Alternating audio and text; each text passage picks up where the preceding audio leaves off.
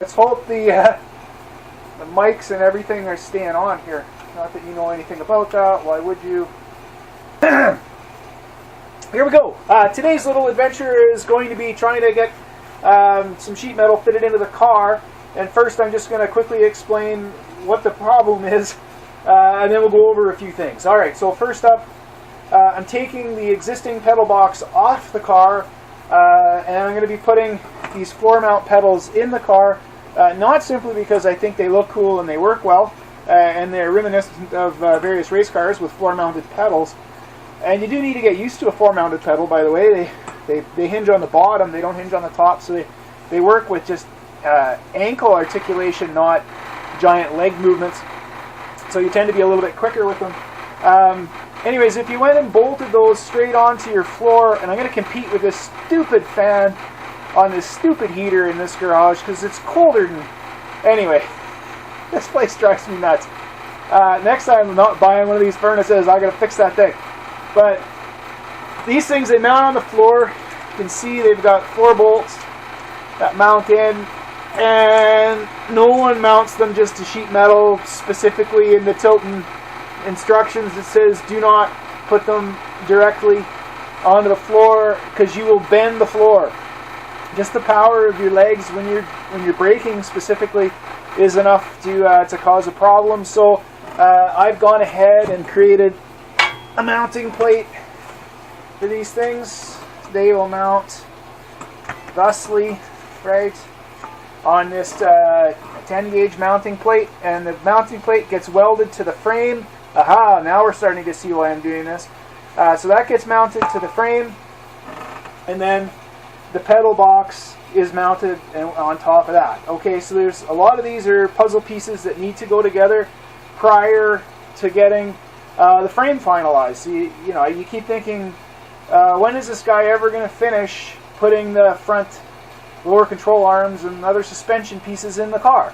I'll finish that when I'm good and ready, and until I get the pieces on the firewall, it would be folly to put the frame in, because the frame is simply going to get in the way of, or need to have things mounted to it, that I need to have this stuff done prior to having that stuff done. So I'm going to jump around a little bit, and it'll seem quasi-random, but I'm going to try to explain why it's not random.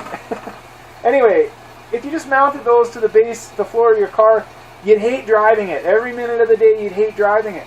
Because unless you've got size 14 feet, I'm about a 10, so average size, you can see that the ball of my foot, and okay, I'm wearing work boots, so my heel's a little bit taller than normal, but the ball of my foot does not articulate on the center of that pedal. And I've mounted these pedals in the tallest position that I can mount them in to get maximum mechanical advantage over the master cylinders. Alright? So it's advised that what you do is you figure out what's comfortable for you. I figured out about 2 inches is pretty good for me to get my foot centered right over top of that pedal, right? So that when I articulate the pedal, I'm not sliding. My boot's sliding right now a little bit. I don't want to slide too much. I just want to be able to push and have it move, okay? So that's the objective, especially with brakes and clutch, right? You want to just be, bam, articulate, in you go. Full on the brakes, done. And then jump over, back on the gas, or even better, both at the same time for a little heel toe action. At any rate, you need about a 2-inch riser. And for those of you that have Canadians, 122s, Amazons, you'll know, oh, there it goes, thankfully. It's amazing how much pressure just having too much noise in the shop puts on you in a day. The floor in the Amazon from the frame out towards the outside of the door is tilted rather drastically. For those of you who own the cars, that's why they rust in the corners. The moisture and things off your feet and other areas, especially the leaky windshields, get in there and it's going to puddle in that corner. And they all rust out there. Okay, mine was no different, so I fixed all that up.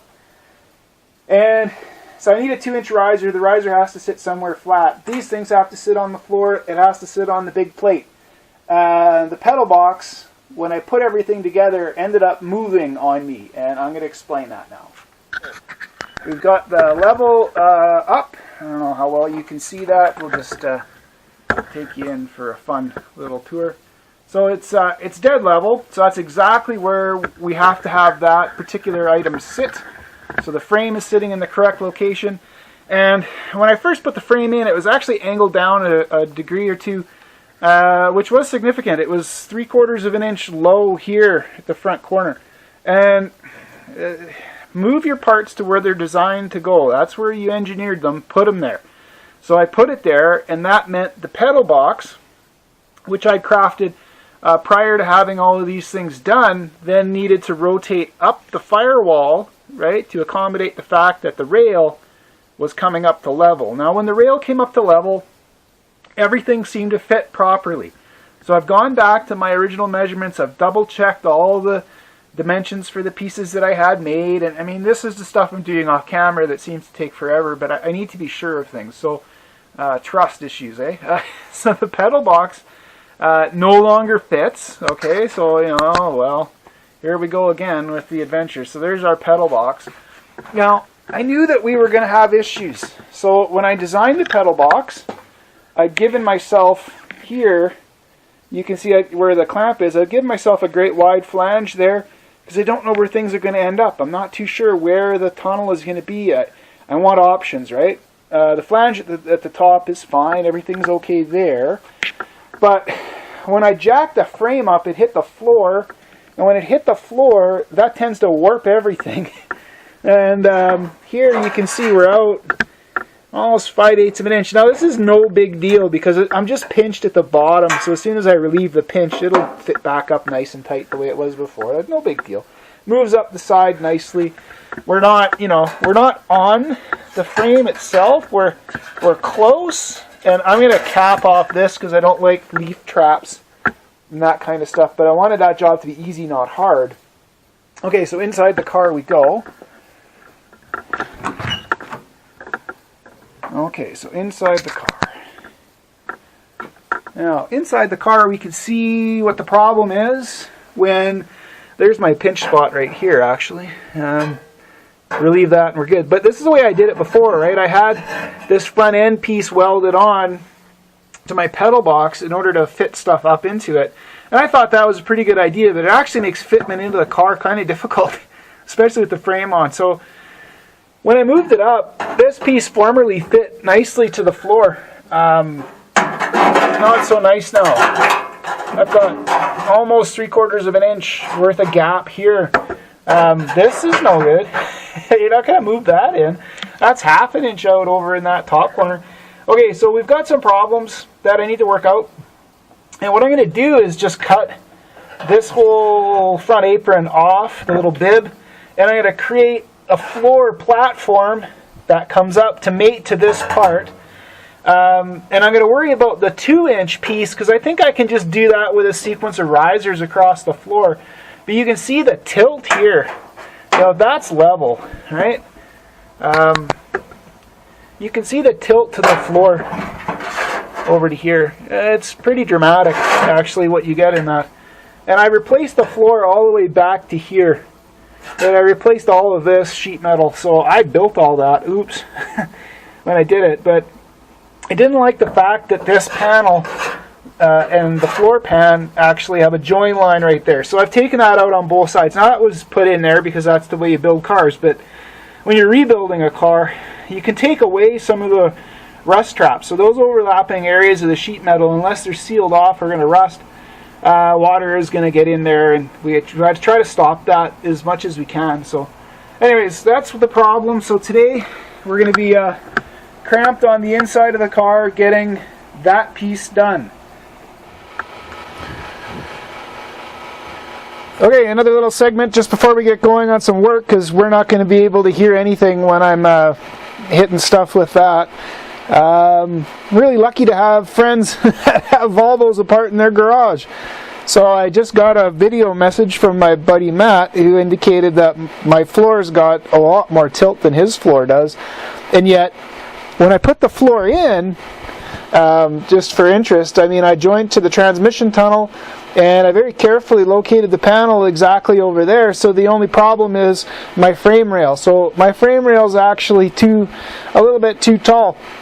Now, I'm not going to worry about this or stress out about it a whole lot, but as it's messing up a variety of pieces for me right now, I'm just going to flow form it a little bit to knock a crease around some of those parts, right? Just going to knock a crease down and then allow that to settle a little bit, and then I'm going to just build a nice, I mean, it was good to take the floor pedal box out so that I could actually get a clearer look, a sort of sober second look, if you like, is the solution isn't really all that hard. So I'll show you what the solution is when I do it, but first I'm going to flow form the thing.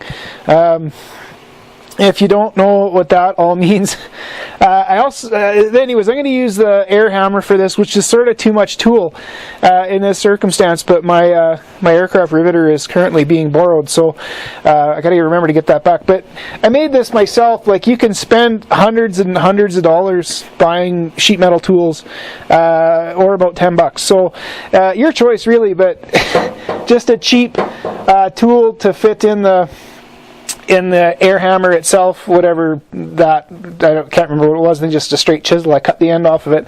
And then I got some UMHW plastic rod. I think that was an Amazon purchase or an eBay purchase or something, but it was a few dollars for a piece that actually fit inside a socket. And I bought the socket and stuffed the end of that rod into the socket and welded it up. I think these things retail for like, I don't know, $150 or something. I don't think it cost me more than 10 to make it.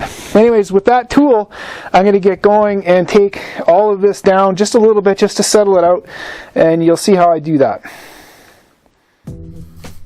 Okay, so the basics here. So what I'm doing is I'm just getting in there with that plastic end and using the air hammer to hammer away at this. And the frame, it's all jacked up and supported underneath, is providing my form. So you can then pretty reliably, actually, given that the sheet metal is pinched on the edges, you can pretty reliably just form it into almost whatever shape you want. No creases, no edges, no hammer marks, no anything.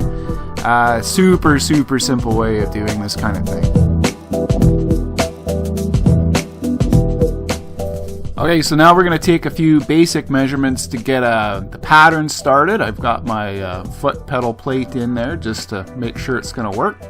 A few little tests with the cardboard here, and you start cutting and trimming and playing around with your cardboard. And anyway, I kind of enjoy this process because it's a lot easier to play with the cardboard than it is to play with the steel. Alright, so now we've got that pattern up, laying it out on the steel and getting ready to shear it. I've actually got lines marked in there for all the flanges and where I want everything to go. Sorry, the camera's a little over voltage there on the shiny sheet metal, but that was before I worked on the lights to get them calmed down a little bit. New lights, new sound, new everything coming up, gentlemen, so hopefully the videos will keep improving.